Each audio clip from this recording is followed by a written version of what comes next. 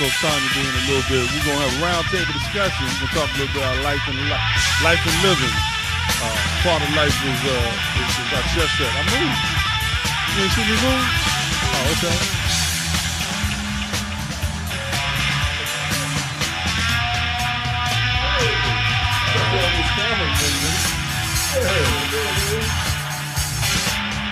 Oh, no, she's putting TV for me.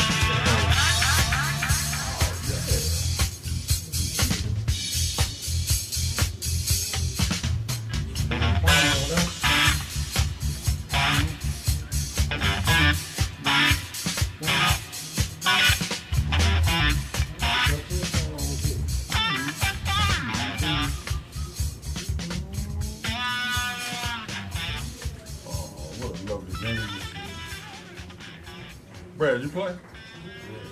Yeah. My man.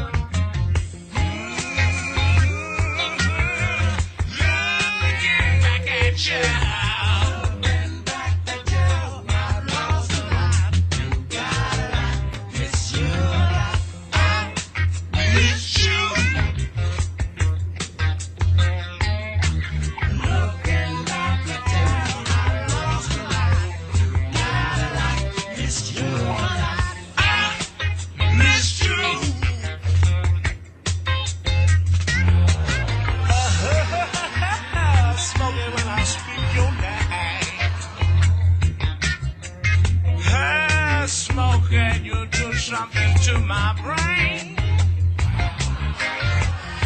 Hey, Smokey, I'm like a dog on your chain.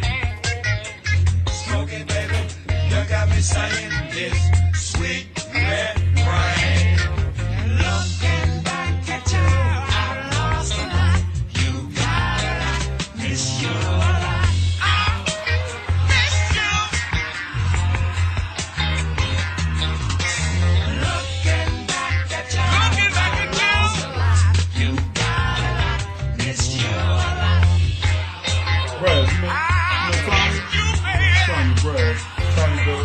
Brad and old Sunday Night Real Talk.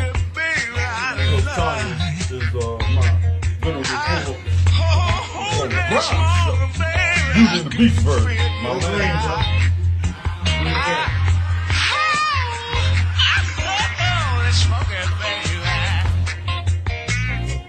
Smoking, baby, you got me playing this sweet.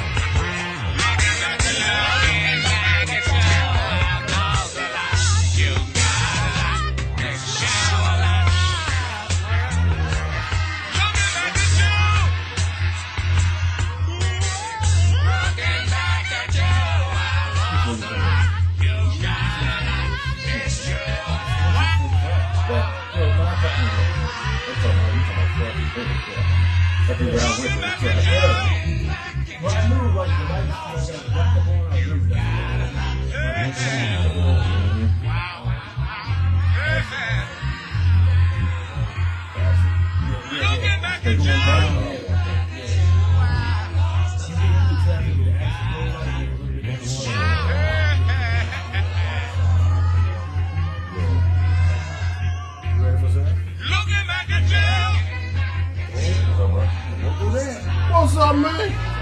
I'm getting beaten shots, man. Yeah, man. Gotta love it. We're doing this. Too late to do this one, man.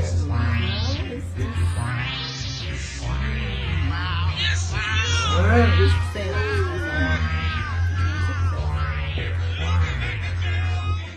might come in at the door. I won't get out of it.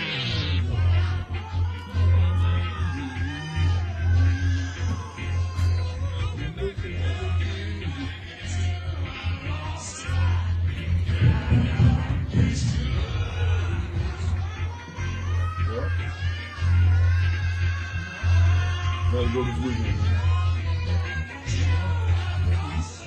Oh, it's home or what? Home? Always up to win. Wow.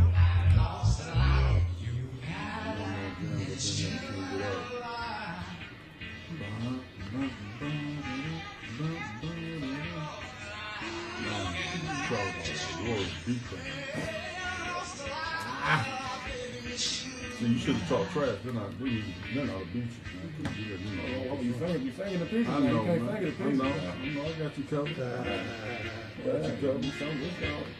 You get something with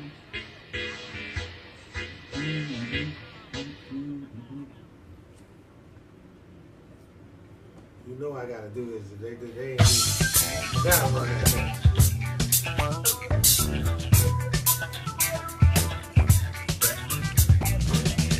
You got funky, you got style. You're funky and you're styling all the while. Well, you got funky, you got class. You're out on the floor moving your ass.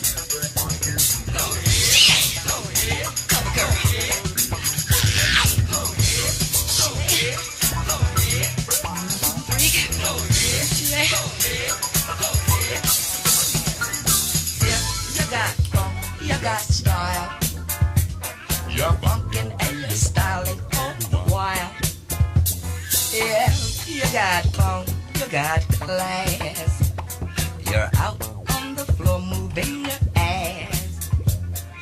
If you got funk, you got style. You're funkin' and you're styling all the while. If you got funk, you got class. Out on the floor moving your ass. She ain't a super freak. Girl need a super beat.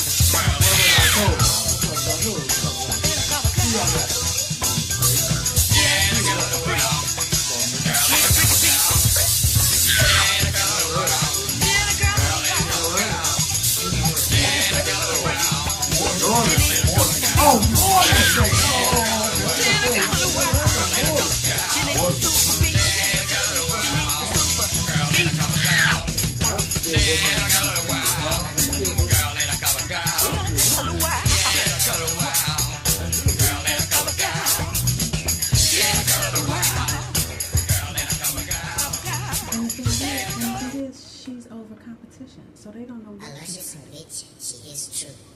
But it's not nice to fool Mother Nature. The proud mother of God, like all hoes, is jealous of her own child. Right. Who is this young big catty bitch who wished to be queen for a day? Who would sacrifice the great grandsons and daughters of her jealous mother by sucking their brain? Come on now, goddamn. Come on, can you punch me in or something? Come on, let me finish this. What's the stuff? You know how to take it, man. Don't do that. Okay, don't say that. I'm an outline of 17 for me. It's a gross motherfucker. I'm total wonderful. Go back in there. When I was with the babies. A luscious bitch, she is true. But it's not nice to fool Mother Nature. The proud mother of God, like all hoes, is jealous of her own child. Who is this young big teddy bitch who So wished it's to be actually queen okay. for a day? He don't mess Who with would this thing sacrifice alone. the great grandsons and daughters of her jealous mother by sucking their brain until their ability to think was amputated, by pimping their instincts until they were fat, horny, and strung out. In her neurotic attempt to be queen of the universe, who is this bitch? Oh, like you, oh. You don't like it. Let's be my boy. Red-eyed mama from Louisiana, coming away to Savannah. She been cooped up too long. Red-hot mama looking to the city. She dances and big time spenders. She's been grieving. Red-hot mama was getting down, scoping the places where fun could be found. She was smoking.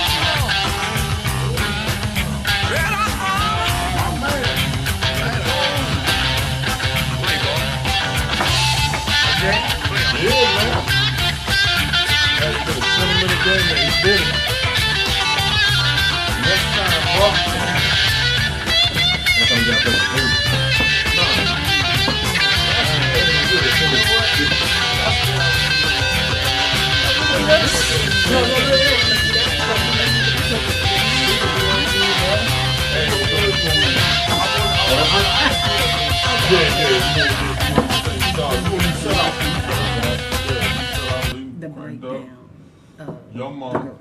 What do you do?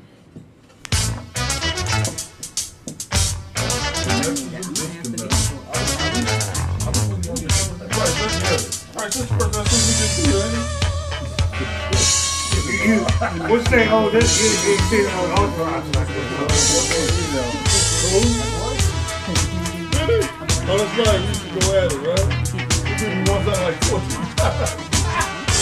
Hey, this thing got big fun. Brad, you gonna take the whole spot. We make our bodies move in all directions. Connection. Yeah. You know, we find more. Completely apart at the foot of heaven run. But the secret substance funk keeps us together. It's the bar. Where's from the bar? Spending your bar time. Having fun. Energizing on the one. Well,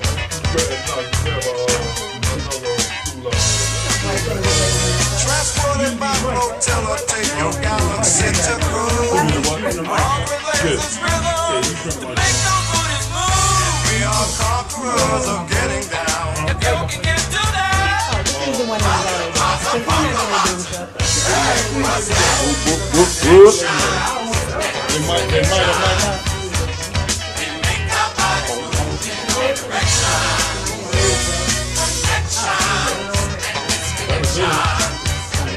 We move our limbs in section. The ear hole is our workshop. Your minds are on stages. Giving you like it's the fun. To pass on through the ages. We're floating Traveling far and near. to feel the voice of lifting off. You get off first right here. Connections. We make our bodies move in all directions. Connections and disconnections. What's up, man? We move our limbs in section. Go to the game. You know, the mic is still making you go up and down.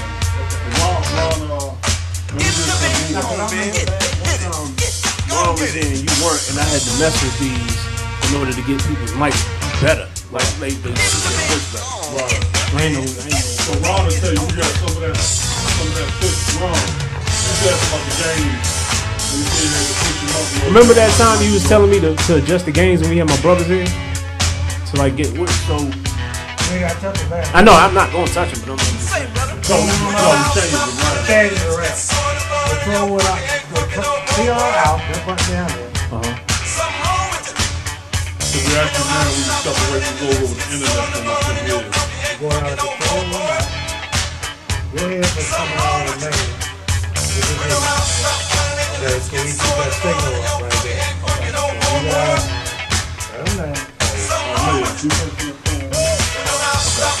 that's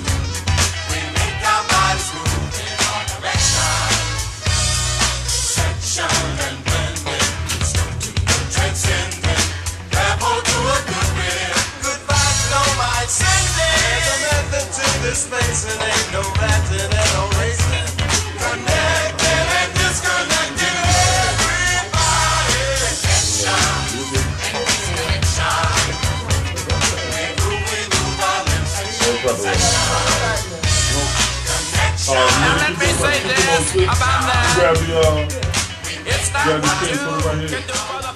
The one that's over there by Brad. Or everybody slide down.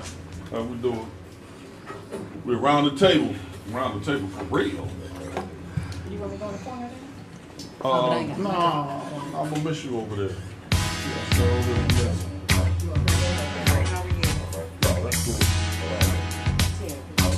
Mr. Terry. This is Roland. Yeah. You heard about me. I'm real, see? I believe you. Let me see. That big Brad, I'm gonna have to turn on a little bit to get me and Mayo and now. The table count. Number 2, Ron. Yeah, around the table.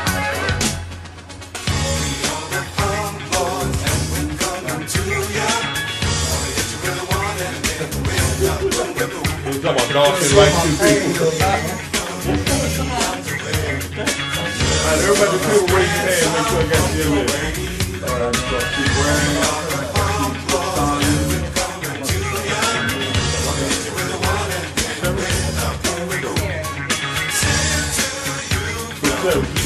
Brad, you want to do Mike check? Okay. Check. Check. Set the roof off. She did it. She did great.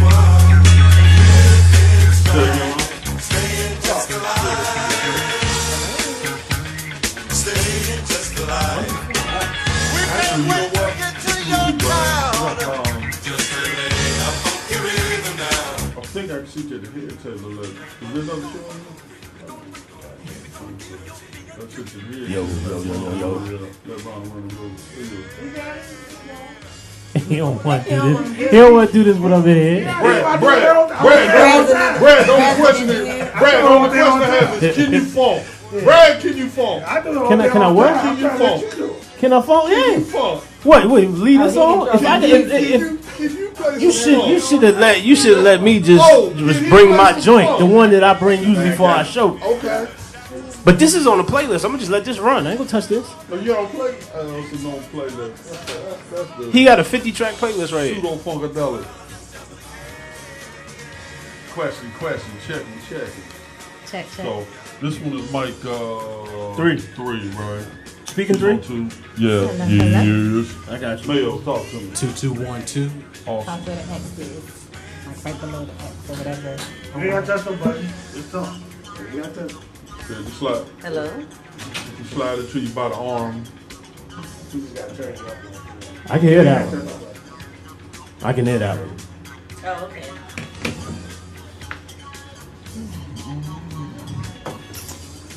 Ladies and gentlemen, welcome to the Roland Grimes Show live. Used to be, now it's Coach Tonya's at the table. To my right is my venerable co-host on the Beauty and the Beast section. This is Coach Tonya. Everybody say, hi, Coach Tonya. Okay, y'all messing up. Everybody say, hi, Coach Tonya. Hey, Coach Hi, Coach Tonya. What's up? And you may see also on the screen, my man Brad. Brad runs the Real Talk 101. Comes on Eli Media on Sunday nights. And I'm going to change the camera here. You see Roland Bubba Grimes, your Rolling Bubba Grimes, your chocolate troglodyte on a Monday night. your chocolate troglodyte. Well, all right. You find that funny? Man, I'm jealous. I gotta give you somebody to say that. Tell the people who you are. My name is Mayo Bass. And next to my man Mayo is my man let me see. We got 3 microphones now. Here you go. Say hi to the people. Good evening, peoples. Ooh, And Mr. He ain't nobody supposed to come in our face. You know that. All right. He ain't gonna need nobody. And I have my buddy. No, don't turn it down. You have to turn it down from here. Yeah, the headphone joint. Yeah. Yeah, it's over there. Whichever one turns you down. I'm sorry. I just saw because I haven't been over there. That's why you're cancer. You're resourceful. And I have my good friend Terry. Hi, Terry. hello. How are you? Wonderful. We're gonna slide that mic towards you. That way you I'm don't about have to to reach forward. All right. Hello. Terry a little nervous. Don't be nervous. Terry. Let's do me a favor. Put that microphone up a little bit to Terry's chin for me. Yeah, it's not the orange part you're gonna speak in, but that metal part right there. Underneath that. Yeah. Right. So put that right under your chin. Can I talk on this side? Yeah. Because it's on my face. You good? Okay. Yeah, but we're not hearing you, so you gotta throw your voice at me. Hello. Like I made you mad. Oh boy. No. Don't do that. Hello. Yeah. All right, I'm gonna keep wiggling the on the cameras on. I'm getting cameras together, folks. Thank you again for joining us tonight. We're doing something a little bit different, and all our friends on Facebook. doing something a little bit different. We're sitting around the table, and in the future, hopefully, I'll bring some food and some drinks, and we're gonna sit around the table. And we're gonna have dinner, just like we're supposed to do at home at the tribe. Can I bring a real dinner? Can you bring? Oh, we're in a vegan restaurant. We didn't hear her say that, but we'll figure out. I can eat some nachos. Okay, yeah, I'll eat nachos. We'll bring nachos and strawberries. Okay. And we'll have some dinner around the table. But one of the reasons why we're doing this is because as a people, we oftentimes don't get a chance to sit around the table and talk about each other, talk about our issues, talk about some of the things we want to do and need to do. So we're hoping to grow this maybe once a month where we just come together. But before we got started, we had an opportunity to no stress play chess. And now I'm stressing because Orlando just beat the brakes off of me in about a 20-minute chess set, man. Tell us, how long you been playing chess? All right, never mind. So now that he beat me so bad, Wow, really? You just split that mic, man. Don't do my man like that. Right? Actually, I've been playing chess since I was in 4th grade, about 8 years old. Is when I learned how the pieces move. But I've been beating brothers like Roland for about the past 15, 20 years. You know, dudes that like to talk trash, and then we sit down at the table. Yeah. Okay. So, that's that, to answer that question. Yeah. Coach Tonya, he don't know me. I ain't started talking trash yet. I got to take like 17 beatdowns before I start talking trash. So I'm going to keep talking until I get you back. Okay. All right, folks, real quick now. We had a very extraordinary thing happen the other day where these gentlemen had their moms in the studio last night on the show. That's right. And we learned a lot about... You're not used to me being on this side of me. You're not used to... You want to sit? No, you can't. So we learned a lot about how mamas raised their sons and some of the values that they instilled in them and that they still carry to this day. But even with that, Miss Terry, men have a tendency to learn but still go out and do stuff we ain't got no business doing. Yes. Coach Tonya, Mm-hmm. did you know that? Mm-hmm. Okay. Yeah. Right, Remember, so- I have boys. Okay, so we're trying to figure out how that happens. Because So- you're hard-headed. You know, the same reason that you ran into that pole all them years ago, that you like to tackle that pole, because you're hard-headed. Listen. Don't listen. Y'all don't learn. I'm sorry. Would anybody like to know about that pole? Let's see people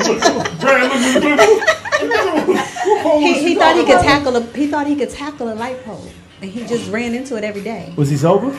Yes. Oh, that sounds about right though. The mentality of a football player that he has. I mean, I've had thoughts like that. I used to try to run into walls, and I used to put my head through whatever I could put my head through, vending machines and windows. And Why? Yes. because I knew that material wasn't stronger than me. I mean, that was my I never got a chance to suit up and hit the field of battle. If I would have, I wouldn't be sitting here. You know what I'm saying? I know I'd be in the NFL, but what I could dig where the brothers coming from, trying to take it. I tore up some vehicles, running into them. Vehicles shouldn't have been there. You know. The vehicle should have been. Okay. Tore some vehicles. It's now the vehicle's fault. So does that add to your understanding at all? I want to hear about the pole. I want to hear what happened with the pole though. It makes no sense. It makes no sense. No, not at all. No sense at all. None. Really? Fair. It makes a little bit of sense. No, it does that make in your mom? I mean, we played ball in the street, so there was cars. That was like the out of bounds line was the vehicles parked right there. So you know, if I'm going out of bounds, I gotta get the car out of the way. I thought you were just like rolling and you just were hitting cars just to be hitting cars. Oh, no, I ain't never just stopped to show to check no vehicles. Oh, okay. I did show to check a dump truck All one right. time though, Why? because it was backing up, and the dude It was couldn't in see your me. way? No, I was trying to stop it because people was walking across. You No, were this- gonna stop a dump truck. This really happened. I mean, I give credit to the Lord. I wasn't trying to be big and bad, but there was a lady crossing, and the truck was backing up. I'm telling him to wait. So I put my shoulder to the back of the truck, and the truck stopped. Okay. Yeah, So you were being a gentleman at that point. trying. But I wanted to also see if I could stop that dump And truck. the Lord said, my son, It was Lord my have angel. It wasn't me. It was my angel. It was my Okay, angel. I He was didn't gonna want to see me say. get back up. It wasn't me. I couldn't do that. I couldn't do that. All right, so my story is a little more enigmatic, right? The lamppost, the big brown lamppost, that we was growing up. Terry, I used to get in 3-point stance when I was like 12 and run into him full speed, hard as I could, see if I could shake him. And I figure if I could survive that, then I can handle any human being that hit me on the football field. So that was part of my training. And for some reason, somebody told Coach Tonya about that, and she just never let it go. My cousin Mark called in that day. He was talking about, it's true. He did run in the lamppost. But that says something about men. I mean, every once in a while, knowing that we're up against something, we still, you said we're hard-headed, right? Yes, you are. Okay. So who made us that way? Brad? Who made us hard-headed, man? Who made us hard-headed? Yeah. It's to kill you. No, it's pride, really. Pride makes you hard-headed. And some lessons you got to learn on your own, because some lessons you can only learn when you get knocked down, when you get flat on your back. That's the only way you're going to learn a certain type of lesson. I mean, I know plenty of stuff my parents told me a lot, like to do and not to do, but I had a curiosity about it anyway. So I was going to find out. But there's a reason why you're able and allowed to find out certain things for yourself, so you can have a better understanding and have a better knowledge and a wisdom about them later on. If you live through it, of course. But, you know, by God's grace and mercy, you probably will. And then you'll have the knowledge to learn the lesson. So the next time you're confronted with that challenge, you'll be able to be a wiser man. Or you'll be a fool and keep running your head into the wall. Which kind of like touching that hot stove. Right. You know, your parents tell you don't touch it. Oh, yeah. Don't put your fingers in the socket. You know, but you got to do it. You got to do it. You got to try at one time. Well, why is that a problem for you? I mean, everybody just jump in as we go. Why is that a problem for the sisters that the brothers are hard-headed and don't want to be coaxed into a certain pattern of behavior? I saw him grab the mic, Bill. You saw him grab the mic? There's some hard-headed women out here, too. There's some hard-headed women out here, too. Yeah. Hey. And to answer the brother's question, we get it from our mothers. Hey, that's where we get it from. Hard-headed, yeah. That's that. I'm not saying my mother's hard-headed. I hope she ain't watching. I'm not saying anybody else's mother's hard-headed. But we come from y'all. What Pac say? What he say? We get our game from our woman, our name from one, all that other stuff. When we come from y'all, we made it. God forms us in y'all's womb. So whatever's going on with y'all, that's where we get it first. Daddy may not even be in the picture, but the boy still might be hard-headed. Whose fault is it? Daddy had something to do with it. I mean, only thing he did was put the baby in there. Y'all molded and shaped the baby. You rub the baby's head. You know, some people got oblong heads because their mother kept playing with the top of their head. Right. You know. I mean, what do you want? She cranked back. She about to let loose. Terry, don't hold back. I told you. She chomping at the bit. It's open. Don't hold back. That's right. It's no need to start stuff. So Terry, what are your thoughts on the comments? Are we that difficult to deal with? And is it y'all fault? Yes. Yes. Yes. It is y'all fault? Yes. You guys are very difficult. I knew she was answering that portion. To deal with. I understand that men have a different perspective of life, and as far as everything that goes on in this world, it's just totally different now. I think the roles have been reversed as far as with men and women. I think men have become very sensitive. Right, give us some volume on 4. About a lot of things that's going on. Men are now becoming more of the victim.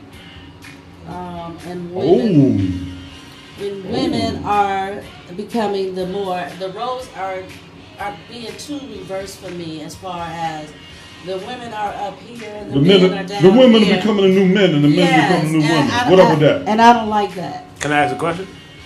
Are there any influences from entertainment or the world that are pushing in this direction? Yes, social dress a man like a woman, everything. probably act Yes, like one. I have an issue with that. Okay.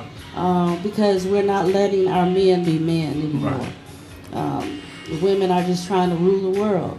You ain't got to rule the world. Just calm down. Just relax and let the man be a man. Because 99.9% of the time, if he's a true man, he's going to tell you the truth, and he's not going to steer you in the wrong direction. But when did all that turn around, though?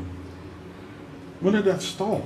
You know what? I can't really tell you when it started, because it just seemed like, boom, it was here. It's just like, I know it wasn't overnight, but it's like, I think in the last maybe 10 or 15 years, it changed. Do you think it changed because a lot of men are not in the picture, and women have had to step up and take on that role? in the family. Yes, and then by that being said, then that means that a lot of women have become hard. Yes. In the process, and a lot of men can't penetrate that because we're so strong and we have our own mind, our own opinion on the whole everything, and we're going to say, well, a man is not going to come into my life or into my area and try to disrupt anything, and going to try to create chaos. And I'm like, I just can't, me personally, can't deal with the role reversals. Because I don't think it's going to work that way. I think God created man, woman, children, not woman, children, and man. Right. It's never going to ever work that way. Right. Not in my opinion. Let me ask you one more question to follow up. This is for the table. Are there any situations or climates or environments where a man can flourish in the role that he's supposed to be in, and a woman be submissive in the role that she's supposed to be? Like, have you seen any instance where this is fostered? Because it's clear that there is a switching of the reversals. But I have to believe that somewhere there is a community, or there are men able to be men and there are women able to be women. Or what fosters that? Like, what brings that about? And I'm asking that to bring about. I don't think there's no way. All right. I don't think that there is any particular area, not even overseas, where it's always one. It's going to be either one or the other, one extreme or the other. It's like no balance anymore between the powers of women and men and the roles and stuff. Women nowadays don't want to cook. They don't want to clean. They don't want to do anything. They don't want to be submissive, and they look at that word and think that submissive is something bad. Yeah. But submissive is not anything good. You can get a whole lot accomplished if you just learn to keep your mouth closed sometime and just do what you're supposed to do. I don't have a problem doing a lot of things that some people, oh, why you doing this? Why you cooking? Why you cleaning? Because I enjoy doing that. I enjoy keeping my family happy. It's not that you really have to do it. It's that that's what you choose to do. And a lot of these young women are not doing that. They like what you can do for me. And that's Is it because they're not taught that? Yes. And I do believe it's not because they're not taught, and it's because too many of the young women now are having children at a young age. Right. And so they figure, and the children are raising themselves. That's a real good point, because back in the day, women were having children at 13 and 14. Right. Before the schoolhouse was built. And we didn't have those kinds of issues going on that you just spoke of then. One of the transitions that I always did feel, was that when women started working and started making a living, and started making more and more of a living in an area like Washington, D.C., where women's income, especially black women's income, is probably comparable, or even in many cases, more than a man. Correct. Guido can cut the grass. I know she hates when I say that. Guido can cut the grass. ADT can protect the house, right? You can get Joe the plumber to do the plumbing. Man's not needed anymore. Correct. So how is it that our culture especially doesn't need the man, but everybody else's culture seems to want a man? In our culture, the man has been downplayed. You know what I'm saying? We've been made less than a man by society. I mean, it's growing up in a household initially where my father was there and Judy wasn't there. You know what I'm saying? Because my mother wasn't seeing eye to eye, so she did what was best for her kids. But having a stepfather come on the scene, God-fearing man that, to the best of his ability, filled that position. I mean, I was 10, I think, when my mother met my stepfather. And by 10 years old, you might think that's young, but I had my own mindset. I was doing me. You know what I'm saying? But like what Brad was talking about with the young women, I was watching. I got a chance to not to jump too far off the subject, but this movie came out called Road Trip or something like that, Women's Trip, whatever that movie with Queen Latifah and Girls Trip. The most ridiculous thing I've ever seen in my life. I didn't finish watching it. I hope you all didn't enjoy it. Yes, we did. I did. It's terrible. We really did. I'm telling you, it's terrible because that is Steve Harvey, right? No. Only reason I'm gonna say this because I noticed a whole bunch of subliminal messages that people will look off for the sake of entertainment. But it's ridiculous when you find these black women that can have the ability to play strong roles, and you put them in an ignorant role. You know what I'm saying? Doing a bunch of ratchet ghetto mess that some people can relate to, I know individuals who can relate to it, but I mean, when you talking about, you don't want to believe that movies shape your kids, music shape your kids. You know, the parents should be raising the kids. But with the industry that we got right now, the industry's raising the kids. All these little girls won't be like Beyonce or Rihanna or one of these clowns. You know what I'm saying? Excuse me for being a judgment of them. My show is real talk. You know what I'm saying? So I'm gonna keep it 100 with you. My thing is, I couldn't finish watching the movie because I didn't understand why these women had to play these type of positions. You know what I'm saying? That's not every black woman. You know what I'm saying? My mother ain't like that. Right. You know what I'm saying? My grandmother ain't like that. Right. But you got young ladies aspiring to be ignorant because that's what they see on TV and that's what they hear in these musics. You know what I'm saying? These songs or whatever. But I think that plays more of a part in this generation. Entertainment, movies, music, social media, what you see other people doing. It's like, man, well, I want to do that. Or if the devil put the thought in your mind when you watch another person do it, you can do the same thing. Because he the one controlling that. But I think it still comes back to the parents, though. Right. But I mean, when you don't have a father in the picture, or when the mother not in the picture, some women have their babies and they give them up. But you know what I'm saying? But then what happened to all the aunties and uncles and, you know? I mean, just keep it 100. Family ain't what it is no more. Family is not. Yeah, It's not there family is- anymore. Yeah. Me and my brother were just talking about that. You know, you scream family. First of all, you got a bunch of adults, males and females, siblings who are grown, parents older now, but family wants to be discussed at this point. My thing was, when you were sitting down, or when the opportunity was there, or when it should have been being done, when you sit down like this at a table, mother, father, sister, brother, even grandma, she in the house, grandpa, whatever, have conversations, discuss stuff, ask questions, find out what's on the kid's mind. Let them speak. A lot of kids did never have a voice. Right. Do what I say. You know what I'm saying? Don't do what I do. Do what I tell you to do. You ain't got Right. You nothing don't to have say nothing about to this. say. But these little kids got a lot of stuff on their mind. A whole lot of stuff on their mind. And if you get it off their mind, maybe it'll free up some space for them to learn something different. I mean, that's just my opinion. But you're right, the kids do have a lot to say. And when you don't listen to them, that's when you foster other attitudes and other things that come out. And you may have a child that's depressed. And because you don't take that time to find out what's going on in their life, you could have a suicide.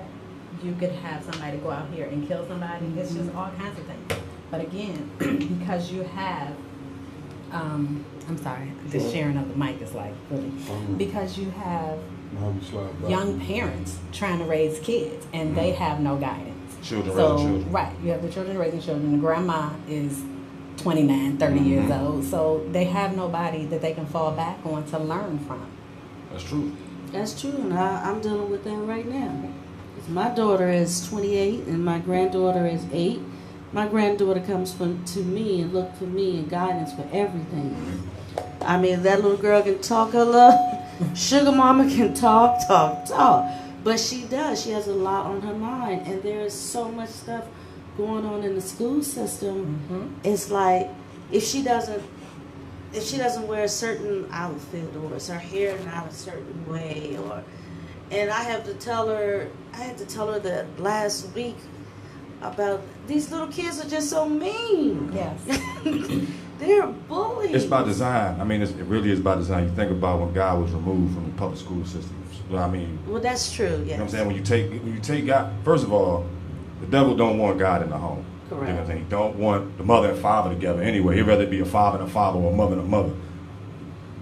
Whatever. But I'm not gonna speak to that. But he loves confusion. He's the author of confusion. If he can get daddy to get locked up or get strung out on drugs and get mama to start triggering or feeling like she need to be out the house to get money because daddy ain't there, so the kids is in the house, big brother's making the sandwiches and the lunches, and big sis is doing the hair because mama hung over or daddy ain't come home, you break the family down right there. There's no family no more. Correct. The kids are their family. That's the family of the children. No mommy, no daddy. Then you take God out of school. Grandma the one taking the kids to church. You see what I'm saying? Mom and daddy ain't taking them to church, or they take them and drop them off. Grandma taking them. So the parents are missing. You know what I'm saying? So once you get the parents out the picture, it's free fall with the kids. There's no such thing as a baby demon. I've said this before. Demons are full grown. They've been around for a long time. These little kids are getting harassed by demonic forces. We wrestle not against flesh and blood, but against principalities, against powers, against spiritual wickedness in high places. They ain't got no win without Jesus. Flat out. You dig what I'm saying? And if the parents are not implementing thus saith the Lord, you can almost guarantee that this child is going to go to the left. I mean, I don't care how much money you got, what type of school you put them in, prestigious, you know what I'm saying, keep them dressed nice. If you don't put something in their heart, that can aid them in this vicious. But even as you talked about the other day, even if you're getting it, kids are still going to go to the left. I mean, it's a possibility. Well, I'm just saying, though, you're saying that they have a foundation in which to return. Exactly. But people go to the left. People stay to the left. I mean, people been going to the left since the very beginning. So how do we bring that back? To bring it back to Prayer. full circle. How do we bring it back? How do we help these young men that are coming up now to be that father, to be that man, to be that head of that household? How do we bring that back? What we're talking about is a very multi-layered, complicated situation. And let me be clear about what I'm talking about, at least, and this is what I think we're talking about. And we're talking about the relationships in the African American community between black women and black men. I think, based off of what I do, I'm a coach, and I deal with a lot of folks' issues. My job is to solve problems. But typically I find, as with a lot of things in life, if you really want to be able to solve a problem at its core, and just so we have a framework of understanding what I mean when I say that, everything that you're doing right now, everything that you are, what you believe, it starts with just that, your beliefs. So if we stop right there, the very first thing we got to do, because most of us, we don't ask questions about why we are the way we are. Why do we do what we do? And most of us don't ask that question probably nearly enough. And when you start asking that question, what that makes you have to do is get in the frame of mind of not really looking at yourself first, because you can't, because you were raised by someone else. Now, funny thing is that someone breaks down and it gets a little bit more complicated. But let's just stop there. What we have to do is go way, way, way, way back and remember something very important. And I think if you remember this, if you don't remember, if you learn about this, is that we've been systematically divided for hundreds of years. This is not an accident that we're at a point right now where we're so lost. Systematically. I mean, we go back to slavery. A lot of times these days people don't want to talk about it. I'm not saying harbor on slavery. I'm not saying get caught up in the event. I'm saying identify what slavery actually did and how it affected us then, or what was done, and then you can start figuring out where we are now. And what I mean by that is this. You have to think about it. Put yourself in this space. You're a family. You get here. You're on a selling block. Your dad or your mom, or could have even been your son, is in a situation where he may have to rape you. Your kids have to watch that. Okay? The family's divided in more ways than one. And for hundreds of years, no help. Nobody's getting any therapy. If you were to take the state of black people and we lumped us all up as one person, and you put us in a room with a doctor, psychologist, and let's just say that all black people represent a woman, and the woman was raped, okay? Now, if this happened at a young age, 9 times out of 10 what would happen next is they would get some therapy. They get some help. They grow up, and they probably learn how to deal with it. That's never happened for us as a people. If the woman was African Americans in this country, what would that woman be as an adult? Or I should have said a child. What would that child be as an adult now? Messed up. Someone that's going messed up and so not when we do that, able to vocalize exactly, because you when we hold look at everything it, in. You're there you told, go. no, don't say anything. Don't tell that Uncle so and so did whatever or Right. cousin did this. No, they didn't do it. You're supposed to hide it. So that's when she grows up and she keeps everything in and doesn't know how to deal with different men because all she knows is they hurt her. Okay, now, remember that of course we use this little metaphor here. There's a lot of symbolism going on. But I think you guys still with me. And you take that situation, right? Now, remember, let me ask you guys a question. Would you blame the child? No, I'll never blame the child. Okay, No. so first let me say this. We all are the child. We all are the children. They never got to really have the help. Well, we are the descendants of great people. And somebody said this to me, and I loved it because it's so true. If you're here today, and you're African American in this country, you are the strongest of the strong. Because if you're here right now, then your folks survived it. Yes. But we've been surviving. And what I'm talking about now, why we're in this place where we have a hard time getting along, and we have a hard time understanding. You mentioned something that was very interesting. You said that you feel like the men now are becoming the victims. Mm-hmm. I think honestly the truth is, both the men and the women, we've always been the victims. Mm-hmm. Not to say that we should see ourselves as victims, but you do have to identify with what has happened so that you can have a perspective as to where you are. If not, we'll always keep on blaming each other for everything. Right. And we won't look at what happened to Dad and what happened to his dad's dad, because all of that matters. That's why we're here now. So in order for us to transition and start making our conversations with each other, as black men, as black women, I think more constructive, moving towards a solution. Even if you're just with your husband, you have your wife, and you start asking questions. What was your dad like? How was he raised? And you can see a lot about the person that you're with through who they were raised and how they were raised. And if nothing else, it gives you a perspective to be able to understand a person without accusing them of everything. I mean, God's sakes, the guy grew up with no dad. He's trying to figure out for himself how to become a man. But guess what? You could have grown up as a woman with no father. So you could be identifying with something as a man that you put together in your mind. He's trying to put it together in his mind. And then you end up wherever you are, which is maybe an idealization or a fantasy of whatever this quote-unquote man is supposed to be. I don't even know sometimes what that means anymore. The definition is getting so skewed. And you're right. The roles have not just reversed. In some cases, you have to think about it. Sometimes we speak of ourselves as if we had everything that everybody else had, but we didn't. So I'll wrap up what I'm saying by saying that I think one of the first things we got to do to turn this into a healing situation is that we have to stop pointing fingers at each other. We've got to start like seeing where we are, how we got there, and then deciding now we can take control of it, because now we can be accountable. At least I know how I got here. So look, baby, look, husband, look, wife, what do we want now? Okay, then we need to put these cell phones down and all this technology, because I can't do all this text messaging. I need somebody to talk. I mean, I need to have communication.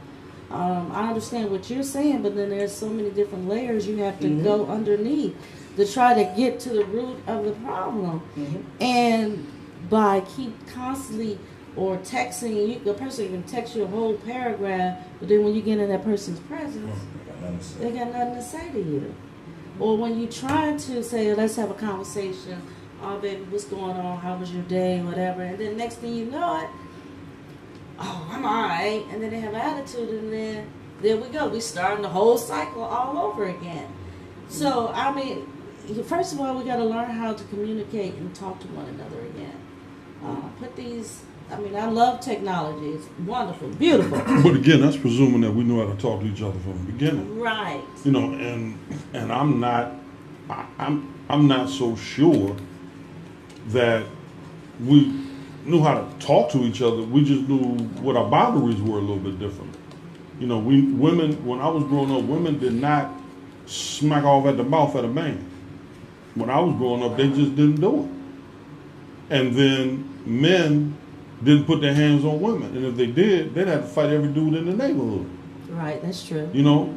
So, and then children were just completely off limits.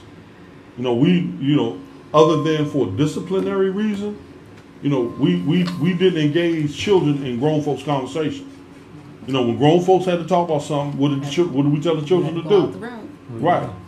And when parents debated and argued, the children go down the basement. They never heard that conversation. Right. You know, never saw my grandparents fight. You know, because now I saw my mom and dad get into it, heard them get into it, but that was that generation that started to get into it like that. You know, so did we ever really learn, or are we real comfortable with talking to one another? I know, Terry, if I didn't know you and I met you on the street, I'd be petrified to speak to you. Why? Because. Fellas, anybody want to answer that for me? Why? Are they coming in here? Oh, I don't know. Do you know why? No, I would love to know why. Because 90% of the black females that I encounter, that I go and speak to, I feel like I'm getting ready to have a rugby scrum match. You know? How you doing? Good. You're scared because why? Because 90% of black women I speak to, I feel like I'm getting ready to have a rugby scrum match. Oh no, you can't have that with me. We're gonna get into a battle. You would be in an anomaly. We're gonna get into a battle or something. Why? Yeah. Y'all tell me.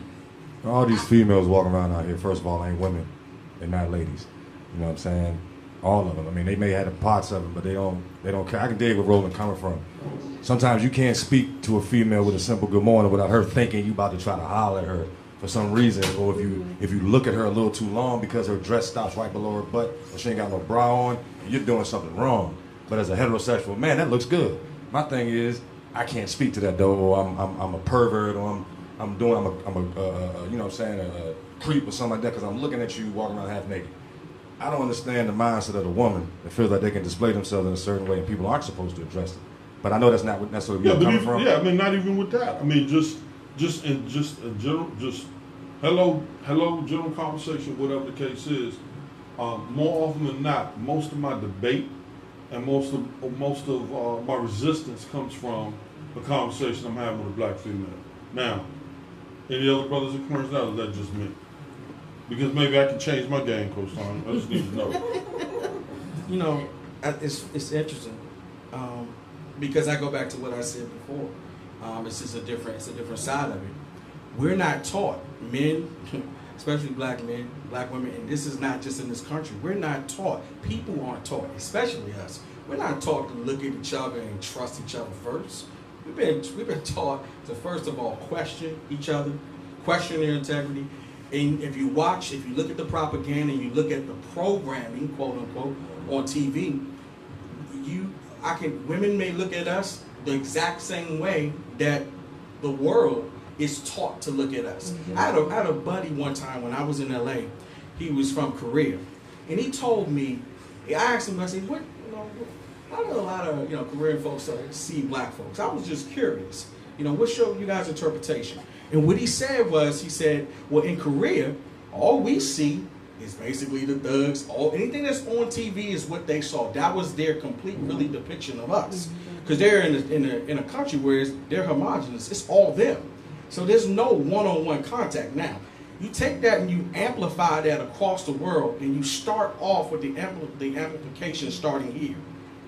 When you see me, now you may be different, you may be, and it's not even about you. When we see each other, when we deal with each other, how we treat each other, it is not an accident.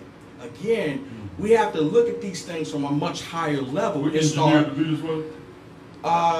We're programmed to be this way. And then other folks are programmed to look at us that way. And when you really look at it, what's interesting is, I could walk down the street in whatever neighborhood I am. Somebody might look at me funny and clench their purse because I'm black. And I'm dark skinned, so ain't no faking nothing. And I can't, it is what it is. So you may clench their purse at me. But when I look at what people that don't look like me have done to the entire world, oh man, it fails in comparison. But even with that, when you came in, the first thing you said, man, I'm finally sitting next to somebody darker than me. No, I said dark hair is me that deal well, with the lighting. You get my point. Okay, right. The lighting issue. But honestly speaking, I often think about my own complexion of dark and how it affects my relationship with even other black folks. Because when I turn on the 6 o'clock news, 75% of the cats who are on there who've done something they had no business doing, they look like me. And even if they're lighter, they're going to turn the screen darker so that person is dark. I'm telling you, you can easily use graphite. Even within our culture, it's like we always have these issues with color. Growing up, within my family, I'm more of the lighter complected out of my family. But my cousins, they're all dark. Oh, she thinks she's cute because she's light skinned. No. But that's, in the black community, you have that. You have, people of different hues and different colors, but you're prejudiced against someone because of the color of their skin. So if we're doing it amongst ourselves, what about society? Has no choice but to do it. But the same thing with But using we the didn't start N-word. that though. That's something. That is another. You're right. global We thing. did not start that. Yes. But it continued. And then the same with the N-word. You get mad at a white person calling you that, but you can walk down the street, what's up, my nigga, So it's not right. Either way, whether it's coming from a black person or a white person, it's not right. It shouldn't be done. Well, I mean, I think what it comes back to is this: at the end of the day, look at our shows. Look at the shows where now it's quote unquote, which isn't really the truth, but reality TV. Yes. Look at our shows. Look at Love and Hip Hop. I don't even know them all because I don't even watch them. No. What you mean when you say When I say look at our shows, I mean look at the Black shows shows. they have out there, the black shows. See, that's- right? And that's what That I'm saying. have black I don't actors. know. That have black actors. Right. Yeah. Who writing the scripts though? Black folks. Some black folks Black are. folks, Some yeah. black folks are. Oh, well, you can be a program within the program. So that's just another Yeah, it's level called to it. Black folks, But right. my point is that we have to start questioning, first of all, what we are putting into our minds, what we're dealing with subconsciously. What we don't realize is how much we are being programmed to do what we do. Now, I talked about the history, but the truth is the way the history is still, perpetually staying alive is that we're still being programmed. So in this, they're supporting beliefs that we already have instilled in us from way back. Okay, so that comes from being self-love then. You have to self-love yourself. If I look at myself as a queen, then I'm going to carry myself as a queen. Right. So If what? If you see yourself that way. Right. I see myself as a queen, and that means that I need to be treated as such. And so that means that when somebody approaches me, like what he said, then you're not going to come and approach me in a manner of disrespect. And then if you say good morning to me, I'm going to say good morning to you. How are you? Because I carry myself with so much respect for me. You know, what's strange about that phenomenon, my sister told me to my face, she said, brother, you're a real nice guy. You're quite a gentleman. She said, I ain't never gonna give you no play. She says, the hard rock thuggish type cats that we don't like, those are the ones that end up getting with us. I just say that to a person. You'd be surprised what a female will give you, just tell them to. Really? Yeah.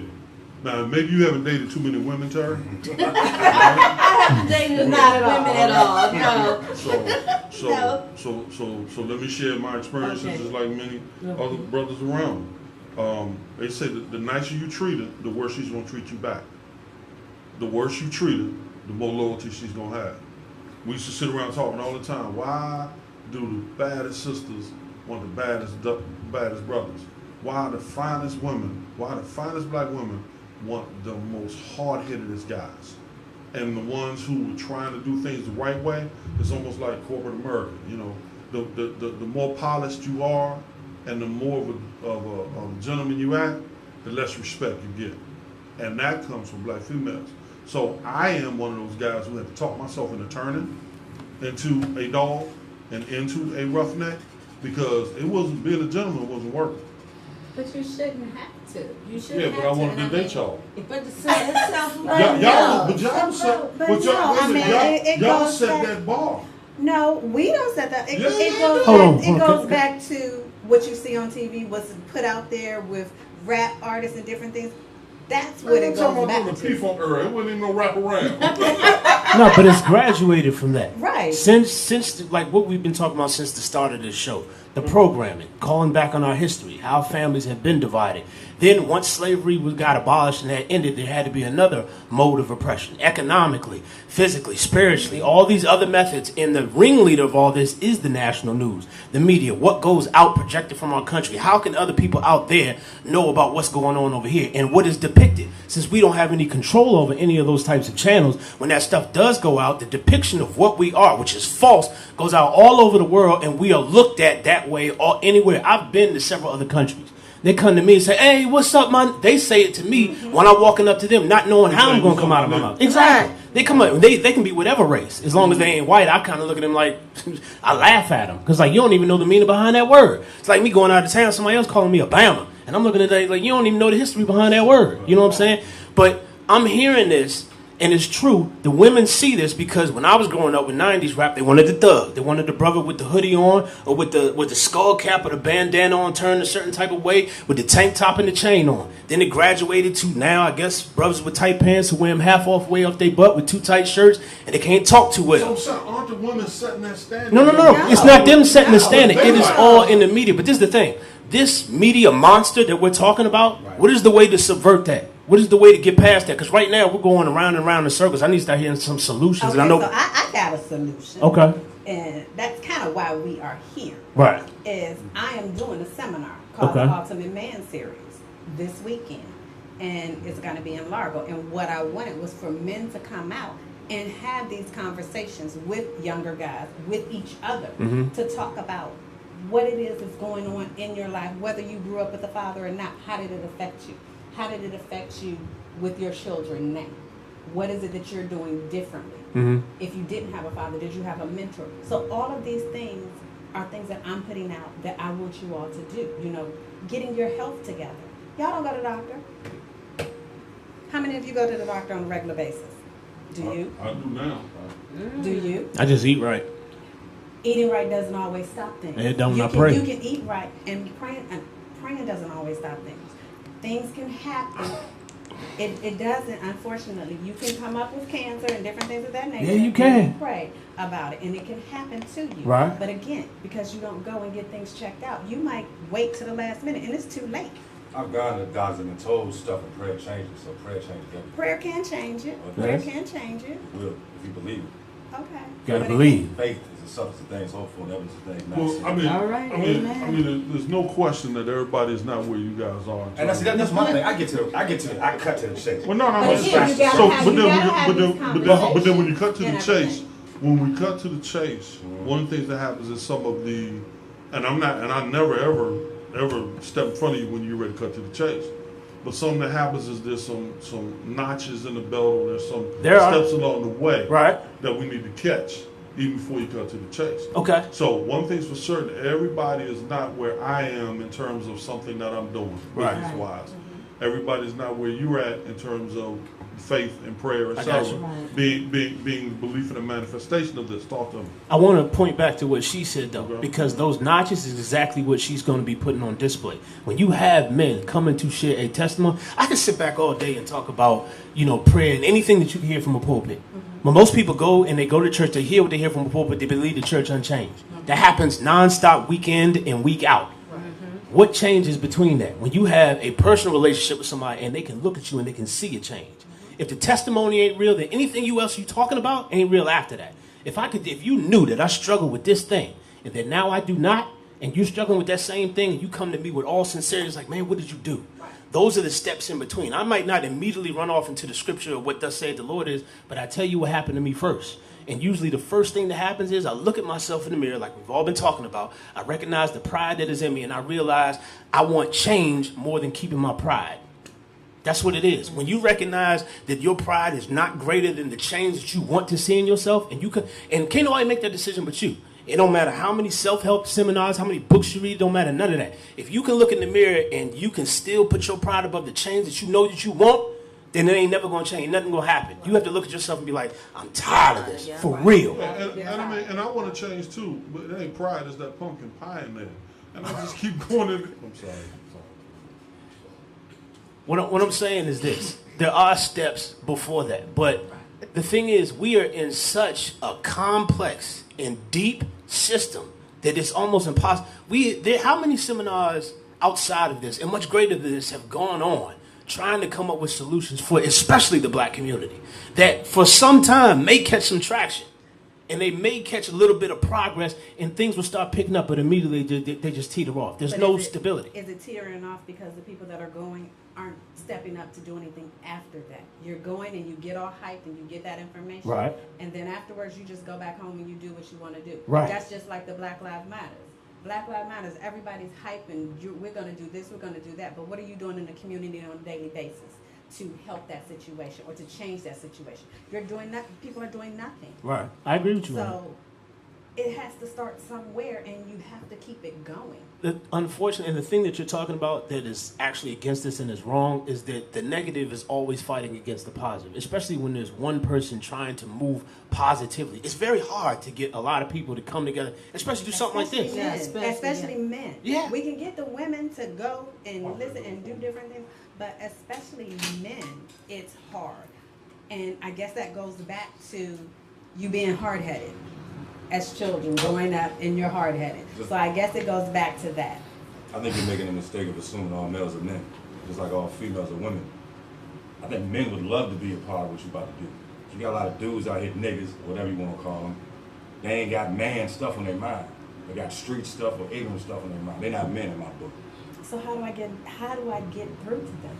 How do I get through You gotta to meet those them where they at. men? You gotta meet them where they at. Meet them exactly where they at. But I mean, it pays to have a similar, it pays to have a story they can relate to, somebody that they know. A lot of people don't want to have conversations with individuals who all they want to talk about is God or the Bible. Right. They don't want to hear that because they know it's going to require some type of change in them if they take it in. People don't want to change. So, I mean, the reason I cut to the chase the way I cut to the chase because I know what's changed me. And I know who I was. I know who I am now. I mean, I'm not who I want to be, but I know I'm not what I was. And I'm not going to beat around the bush, sugarcoating stuff, and feeding you cotton candy boo-boo. You understand what I'm saying? When I know it's not going to do nothing for you. It ain't going to do nothing for you, but make you feel good. I'd rather cut you up real deep, and then we can heal together. I'm not going to pat you on your head and say, oh, it's going to be okay. No. I mean, I don't trip off slavery. Me, myself, personally, I wasn't a slave. I was a slave to sin. You dig what I'm saying? But we all are born to sin, shaped in iniquity. I mean, like I said, when you took God out of the situation, it was bound to fall off. How you going to get it back right? Put God back in the situation. Amen, my brother. I'm a transformation coach, and transformation is pretty much what I help folks to do. The interesting thing about it is that a lot of times no two people need the same thing. I would not be able to approach you the same way I would be able to approach Roland, the same way I would approach Tonya or anybody else. So that's one of the things is that because everybody's different, and like Roland was saying, we're in different places. The spirituality and our relationship with God is an aspect of us. At one point, I think we're all trying to kind of become one with all of that. But at the same time, there are some people where they're not ready for that, to deal with that part of their lives. They're not in that space. And you don't want to leave them behind either. So I agree with what you said earlier, which was something you have to meet people where they are. Now, change is something that you have to choose. There is no coach, none. And if they ever say that they could, then I'm the first one to say that they're lying. There's no coach that can change you. What a coach can do is give you, they help you see some things, and show you a door, but you will always have to walk through that. In terms of the Ultimate Man series and what LaTonya is doing, you're absolutely right. I mean, there may be boys, actually. There may be boys that want to become 50, 60-year-old boys. It may be because, and that could be true too, or they just might be boys that don't have fathers, or just trying to figure it all out. I mean, and the funny thing is, and I said this at the last show that we were in. It's like I remember T.D. Jakes said that, you have men who are dying to become men. They're dying while they're trying to be a quote-unquote man. And there aren't a lot of examples for us anymore. Not the way it probably used to be. I mean, just keep dialogue moving, male. I feel like I'm a man in some areas and I'm a boy in others. And I may be like that the rest of my life. I know if Coach Tonya rub my belly, I'm gonna giggle, right? That's all there is to it, right? All right, but by the same token, there are other things that I think that I have a higher degree of emotional maturity, even intellectual maturity, as it pertains to manhood in response to certain things, and other things I'm not. So the definition of a man, what the heck is that? Because I often hear women tell us we don't step up to the plate. And I'm trying to figure out what this damn plate is. I've been looking for it forever. You know what I'm saying? I'm just saying. I'm still looking for this plate that we're not stepping up to, so I see what it look like, because I keep thinking I'm stepping up to the plate, but I keep being told I'm not stepping up to the plate, Coach Stein. So I'm trying to figure out, where's this plate? Because I keep stepping up to something, but I keep missing this plate, according to the sisters. So, Ms. Terry, I'm going to throw this in your direction, and if you can help me understand what that plate looks like, or are you able to accept the boy in a man, and are you able to accept some of the boy that's in a man, right, and some of the man that's in a man? It comes back to what he's saying. You have to meet them, or what you said, you have to meet them at where they are. That's if you desire to If you desire to meet them where they are. And a lot of people are not willing to do that. A lot of people are not willing to put in the time, the effort, or the energy to meet a person where they are at this particular time. Like with him, his spirituality might be up here. The other person's spirituality might not be there. And so he might not invest the time and energy. He might not invest the time and energy unless that person is willing. If this is something that he wants to do, then he will invest the time. Same like a female. If they're willing to invest their time in a man or a female, then it will take place. If not, it's not going to happen at all. But I still think that a man should be a provider, a protector of the household. And sometimes it's not gonna. Sometimes it's just not gonna work. Wow. The plate that you talk about, Roland, a lot of that, we've talked about that before. But we've talked about that before, and I think it goes back to when we were saying that as females, when you're young, you grow up and you're thinking about, you want this picket fence, you have your ideal man that you want. So we create that in our mind. We're going to have this guy who's this, who's that, and he's going to have all this, and he's going to take care of me. And then when we get out here in the world and we become adults and we meet these men, and they don't live up to what we have in our mind of what we think a man should be. And it could come down to, because we didn't have a father to show us that, or again, it's just what we created and you haven't done that.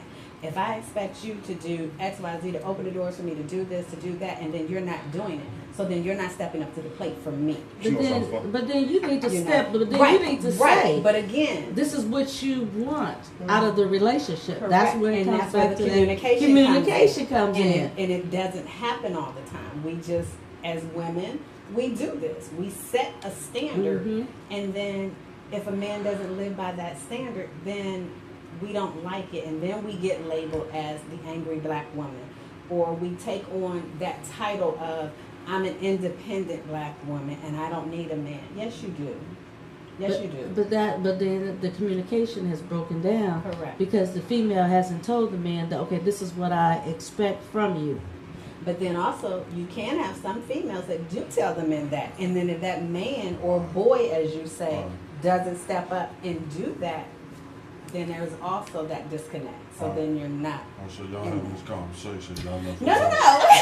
So look here. Join in. So look here. So let me tell you right off the break. The one thing that a man, especially a black man, is real bad at, Terry, you know what that is? You know, one thing that a black man is communication. Communication. So let's say there's three aspects to every relationship. It's communication, support, loyalty. All right. For a man, the number one thing is support. Second thing is loyalty. Third thing is communication. Guess what's number one for a woman? Communication. Communication.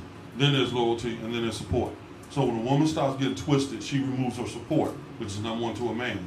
So he thinks she ain't into him no more. Correct. He removes his communication, which ain't hard, and then she's upset. Now she thinks he doesn't care about it anymore. Then the next thing that goes out the door is loyalty.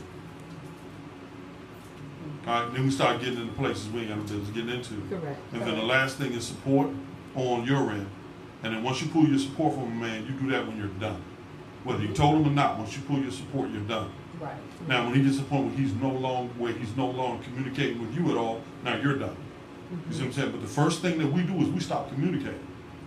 the first thing that you do is you remove your support. So right off the break, we already have a problem because you're no longer supporting me and I'm no longer communicating to you. Why? Because communication is the least of the important things to me, and what I do the worst. Support is the least for you, and is what you do the worst. You support your kids, you support yourself, you support a man, especially when a man isn't doing things the way you want him to do it. First thing you do is remove support. First thing we do is we show communication. Now we got a problem. Communication is real important to you, support real important to us. Fellas, have you ever had a woman that you feel didn't support you? Look like you got something to say. I got a whole lot to say. I agree with you, but I don't at the same time. I communicate. I communicate first. I'm gonna tell you exactly what I think and how I feel. Yeah, but that's not communication. That's you speaking your mind. All right, well, that's me communicating with the person. Now, whether you want to engage me in my thoughts, then you're cutting the communication short before it really gets started. I'm engaging you by telling you what's on my mind. You know what I'm saying? How else you gonna start communication with somebody? No. You ask me a question, I answer it. Communication, the word calm means what? Now, me telling you what's on my mind is me telling you what's on my mind, but that's not necessarily going to get a response from me.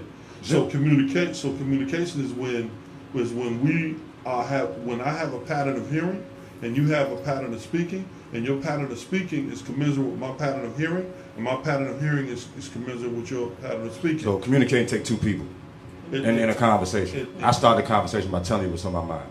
Okay. That's how I start the conversation. So if you choose to engage me any further, then we'll be communicating. If you don't like what I said, then we won't be communicating. There you go. Amen. How about that? That work? That works for me. You know what I'm saying? Because I'm going to tell you what's on my mind. I'm going to let you know exactly how I feel. My girl was like, man, I didn't think anybody could be that upfront. I told her I'm a functioning alcoholic. I'm not psychotic, but I can be a little crazy. I might pop up at your job, but I ain't going to do nothing. You know what I'm saying? But I'm going to let you know I'm here, and I know something's going on. You know what I'm saying? That's me. Now, I've changed. When I met her, that's what I was. She thought I was lying. Until you know, I might get drunk that night, but I'm going to get up and go to work. You understand what I'm saying? A functioning alcoholic. Not just, I'm going to do it, just sit around. Nah, baby, let me get $5. It's like, no. You know what I'm saying? But some females like supporting their dude's habit that keeps them around. You know what I'm saying? Some females don't want the dude to go to work. Want to make sure he's at home when she get home. You know what I'm saying? As long as he's taking care of that need. But you mean that desire? That put the hammer down. Yeah, as long as that's being taken care of, some females are okay. I'm not saying it's either the 2, 3 in this room, but see, I see you shaking your head. No, like it's more than that. Well, that's why you have to take it, because we take different. I take care of my own need if I need to. Yes. That sounds good. I'm telling you, that sounds good. But every female isn't like that. You know what I'm saying? Every female is not like that. You're right. And I think the biggest thing is, in my personal opinion, when you got a man and a woman who come from two completely different, maybe backgrounds, upbringings, whatever the case may be. First of all, let me say this as a disclaimer. I can't give any input unless it has something to do with thus saith the Lord. So it's going to be scripturally based, what I got to say. So that's why people ain't supposed to be unequally yoked.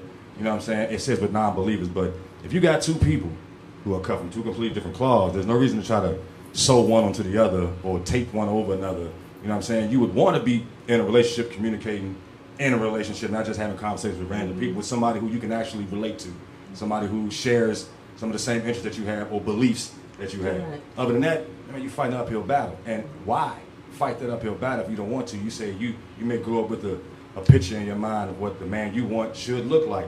That's what you want. What about what you need? You know what I'm saying? Who are you asking what you need? See, if you didn't have a father growing up to give you an example of what the dude should look like that you're going to end up with, maybe, I guess, if that's what you go for. Or if you had a father who was a bum, who didn't do nothing, that's not necessarily the type of dude you want to be with. But sometimes that's a pattern we fall into. Like, I'm just getting in a relationship with my kids. My son about to be 19, my daughter 16. I'm not blaming my father, but after looking back, I see had he been around a little more and actually taught me how to be a man, I'd be a better man. My grandfather took that role, and he got paralyzed when I was 10. Off the chain from that point on, no more beatings. Mama wasn't going, man, I'm standing toe-to-toe with my mother. She might smack me, right. You know what I'm saying? But then taking the belt off, I ain't going to hit me. Right. That's how you ain't even strong. There's nothing. Right. You know what I'm saying? I'm going to go right back to doing whatever I was doing. So it's like, I hate to say this, but kind of like the sons don't necessarily have that level of respect for the mother that they would for the father. I mean, they love their mother, do anything for their mother, but it's like, you're a female. Right. You can't teach. I mean, you sit down when you use the bathroom. You know what I'm saying? And somebody need to show us where we aim at. You know what I'm saying? Somebody need to teach the dudes that you're not supposed to put your hands on females. You got these little boys out here smacking. I be watching them come from middle school, and then you got the girls out here that's more managed than the little boys. Right. They started sometimes. Yes. You know what I'm saying? I had to get on some little girls at my son's school. They, my son had pulled up for saying some certain things. But then the girls are doing the same thing. I went on a field trip with them, and little boy said something way left to her. And she came back at her. I had to stop her. She wasn't even my child. I was like, wait a minute. No. Don't ever let a little boy talk to you that way. And don't you ever talk to a little boy that way. That's very disrespectful. But you have that. These little kids' thoughts are being patterned after the music that they listen to. Yes, they are. If you watch they just walk down the street repeating whatever that the uneducated person in their ear is saying. 2-year-old know You know all what the I'm songs. saying? All the songs and the dances. And the dances. Right, and the that's dances. cute. Oh my God. The parents is like, oh, look at little whatever do the nay-nay. You know what I'm saying? But got a dad gonna pull up on you 3 years old. But you can nay-nay. You know what I'm saying? You know the latest this, that, and the other thing. I mean, I find that completely unacceptable. I'm not judging anybody. But I don't see where that's aiding society, teaching these kids. And that's a good point. I mean, what is profitable? Look, regardless of where we come from, left, right, middle, wherever, what types of things universally are profitable to us? All right, we've all established that we come from a place that we have a relationship with God that's profitable. After that, what else is profitable to us? Is anything profitable to us? The music, the sports, oh my goodness, Donald Trump, that he just, good gracious Lord. I mean, so what's profit? What singularly can we put on the table right now and say, as a nation of people, we can build around this, and this would somehow improve our condition among each other in this society? Is there anything? No, not outside of God, after God. So it's like there used to be God, then my dad and my mom. So yeah, I had a relationship with dad, I had a relationship with God, but guess who made the rules in my house? My dad. I had a relationship with my dad, all right, but guess who fed me milk? It was my mom. So my dad might bring the hammer, my mom, rub my head, right? But I still had God. But good Lord, I still needed my dad and I needed my mom, and I needed my big sister, my big brother, in order to play certain roles, because God did not set this thing up for him to play every role in my life every second of the day. That's part of the reason why he gave me some other people in my life. Teachers, coaches, lawyers, doctors, etc. That's okay. Go ahead. You going to say something? For me? No, either one. Speak. No, Mayo had the mic, so go ahead. I'm going to say something. It's interesting because it's very easy if we're talking about solutions to kind of come back to more individualized, ideas and ideologies of what we think, as individuals. Going back to my brother was saying a second ago, if we're looking at solutions, how do we start getting towards the solutions? To me, it always comes back to zooming further out away from the problem, because you got to be able to see what you're dealing with. Mm-hmm. You can't fix something that you don't understand, and you can't fix something that you don't necessarily view as a problem.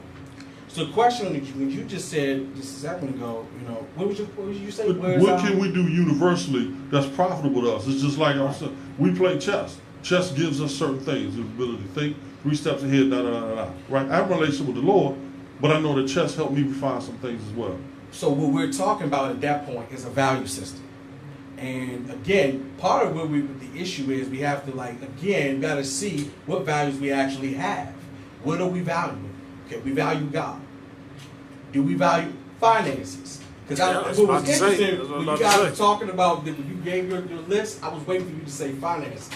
Because of everything I hear all the time, and I can attest to it, I get it. Well, I left it out so you could fill it in. I appreciate you. That finances, when you said provide, expect for a man to provide. I want to ask you two a question, okay? And my question to you two is, when you think of providing in today's time, and you think of a man, do you think of providing kind of be equivalent to security and the man possibly protecting you by having a certain level of finances to bring to the table? Yeah, what does provision mean? Yes, I do believe so. Right. I was married for 24 years, and my husband provided. My ex-husband provided for the family. He protected the family. He made sure everything was taken care of in that family. If he could not do it, he made sure he paid somebody to do it. And I didn't have to worry. The kids didn't have to worry about anything in that household at all. So when I say providing and protecting, he covered our house. Okay. As far as the finance and protected our house, you know. So yes, it's very important as far as the man providing and protecting. And Tonya, what do you think? It is. It is. I agree. But again, I have to take it back and play devil's advocate. You have so many women now that are making more money than the man in their household. And that man may not even be able to deal with that fact. It's not to say that she's putting it up in his face to say that, oh, I'm making more money, but just him subconsciously going back to your pride thing, that a man's pride gets in the way when he knows his woman is making more money. Some guys can deal with it, some guys can't. So there's where that finance thing becomes a problem. Yeah, in that relationship. I think what's interesting about this become much more of a bigger problem than I think maybe some women might think. Because think about it. Trust me, 9 times out of 10, if the man is of a certain age, probably I would say, you guys help me out, it's probably between 30 to 40 years old or older, then this whole thing about the man providing being associated with a financial component is probably what we all pretty much know what that means, right? Yes. Okay, so it's universal. Yep. So if the man grew up that way and seeing that and that being a part of his identity, his masculinity, being able to provide. Okay? If we stick a pin in there and we go back, I don't know, 200-300 years. The same equivalence of that would not have been financial. It would have been his ability to protect the land, protect your homestead if you have one, and make sure nobody came and did anything to the house, right? He could die. He could get a gun and he could die. If he died for what he believed and died for his family, hey, he'd be all right with that, right? Everybody would applaud. Right. Now let's take that same belief, the same feelings that you have behind what it means for a man to provide today, where there ain't no homestead, ain't no land to protect, and the masculinity for the man is in his ability to provide. But what if he can't? Then that's when the woman's supposed to step up. Yeah. But then in stepping up, in stepping up. In theory. You just stepped on his pride. Right. And now, we're saying this with a little perspective of where I'm going with this, but what I'm saying is that in reality, if he can't, one, how does he handle that? Because if you're a man and you're emasculated by something, the only thing that feels like that can give you your power back as that man is to have that thing that made you feel emasculated in the first place. Right. But what if you can't? What if you don't make more? You don't know how to make more. Right. You don't have the education or the job or whatever it takes to make more. You want to figure that out. But while you're trying to figure that out, you're going through something as a man. And guess what? Ain't nobody to talk to. Because some cases, you can't talk to your wife about it because she wants you to do the same thing. And she might not understand why you're not providing. You can't talk to your boy about it either. You can't talk to him about it. So what you have right here is some energy. And that's going to get manifested in different ways. And I think what happens with men sometimes, if we can't find, and I'm not blaming women, don't think that. I'm just pointing out something that I don't think we talk about, which is the fact that where does he go? What does he do? And what does she do? How does that all get played out? We've seen it happen because people say it all the time, which is if the love, communication, I hear finances all the time. Finances. Now what? Now what do we do? What does he do? All right, folks, we're going to wrap up. Tonya's going to thank everybody for coming. Yeah, we got to put a pin in that this time for Hakita's we only stop until the next come show on. got to stop, but I really appreciate Appreciate everyone coming out. Episode 1 of Coach Tonya. She's going to say goodbye to everybody. She's going to tell you about the Ultimate Man series. You're going to get Roland, Brad, Terry, Mayo. Man, much appreciated. You got 14 seconds and then Coach Tonya. All right, listeners, look, check this out. Whether you talk to your wife or your boy or your husband, whatever, talk to Jesus. He'll take care of it. Brad? Stand. Ditto. Amen. Well, I want to thank you all for tuning in today. Again, my Ultimate Man series is coming up this weekend. It's going to be at the Largo Holiday Inn Express from 10 to 4, Saturday and Sunday. If you need information, you can contact me at 267-719-3536 or hit me up on Facebook. Thank you all for tuning in. Same time, same place next week. Thank you. All right.